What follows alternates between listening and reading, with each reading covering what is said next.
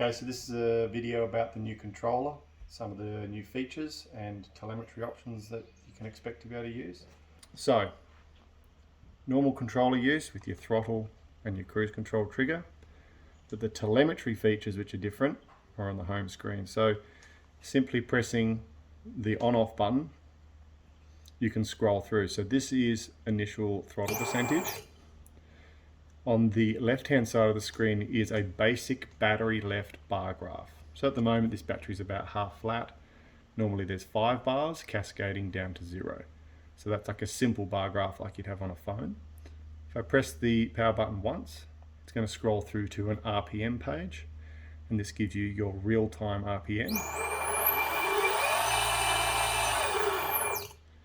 If I press it one more time, this gives us a battery voltage and current or amps that it's drawing. So as you move the throttle, you get different values. So you can see the actual voltage and the actual current that it's drawing. One more time, this brings us to a temperature screen. The only value that really matters is the ones on the left. You can ignore the ones on the right. So this is the temperature of the speed controller in your box. If you're doing lots of e-foiling and cruising around at high throttle percentages, you'll notice that the temperature will increase over time. And when you come back off foil and your box goes into the water, it will cool down again. So that's a temperature screen that you can monitor if you would like. And the last one is an approximate battery percentage left. So as you're using the throttle, this number, which is an estimated battery percentage left, will go up and down, or will only go down over time. Go back to the main screen, you've still got your signal retention and how much battery you've got left. Okay, so now what we're going to go through is the 3 different preset functions that you can use within the new software. So again, to access menu mode, I'll hold down the cruise and press the power button once. Let go of cruise, let go of the power button. So now I'm in the menu mode.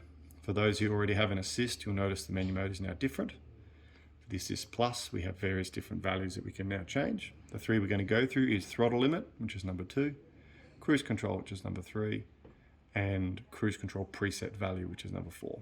To select throttle limit, I simply press the power button, a short press. You'll see the little arrow is now toggled down to throttle limit. To select that, I hold the power button down for about a second, and I'm now in the throttle limit menu. To change this value from 100 to anything else, you hold the power button down for about a second, and now it's toggling. So I might set this to, let's say 70% for a lighter weight rider like a child or just a lightweight person that might not want the full throttle value. So 0 is flashing, I don't want to change that one, so to jump to the next one I just hold the power button down for about a second and it jumps to the next one. To change the value, it's just very short presses. 1, 2, 3, 4, 5, 6, 7. Again, long press to jump to 1, and I'm going to scroll through the short presses all the way to 0. Now I've got my 70%, that's what I actually want. To select that and keep it, I just press cruise control once. And one more time.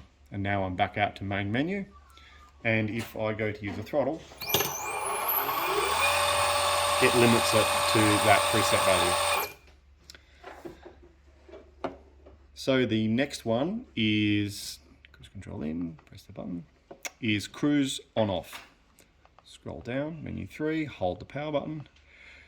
There is simply an on and an off. So if I want to use cruise control, you need to turn it on from factory yourself so that you have actually engaged with the intention to use it. It's listed in the manual on pages 16 and 17. Please read the manual. A lot of effort's been put into documenting all the processes, and there is also QR codes for quick access to videos. So I'm going to change this to on by simple press, then long press to select on, and then I'm going to push my cruise control to jump back out. At this point, I then need to set my cruise control preset. So again, simple press, long press to select. This is the value at which cruise control will function at. So it comes set from the factory at 36%.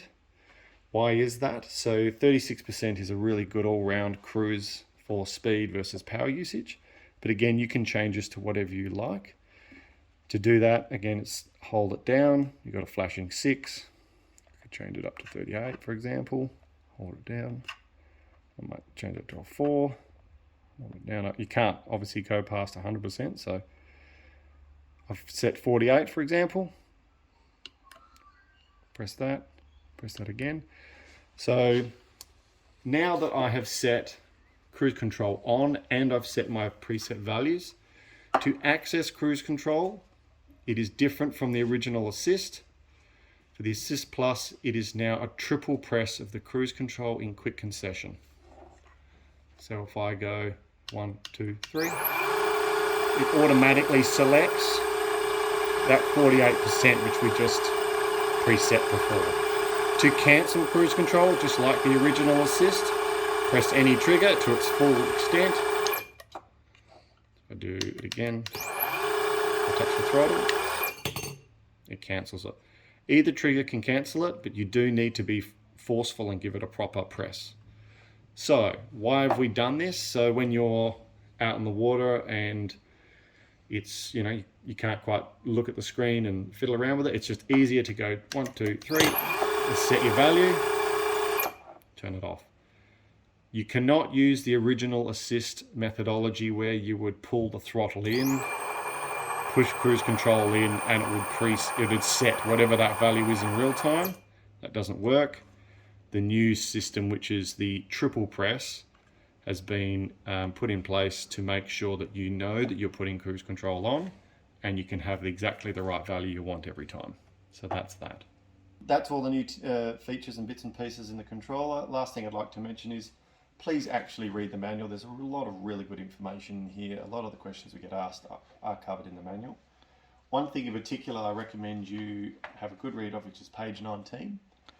The relationship between throttle percentage and runtime is particularly important. You can get a much longer runtime out of your system if you actually understand the power usages that you're using. For example, if you ran cruise control at 30% and just left it on constantly, the system's going to nearly run for 3.5 hours continuously. That's a long time. If you used a throttle percentage of 40%, the system will run for 103 minutes. So 1.7 hours roughly. So that's a big difference just between 30 and 40%. That optimized 36 to 38% value we believe is a very good number between speed over the water and also runtime. But read this. It's very important you understand the relationship between power and runtime. Thanks for listening and enjoy your system.